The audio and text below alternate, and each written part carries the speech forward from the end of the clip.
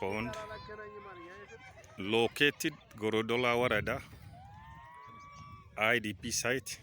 As you see from here, it is becoming dried and dried before this Agaya rain season. You can see mass of livestock are consuming the water, even the people.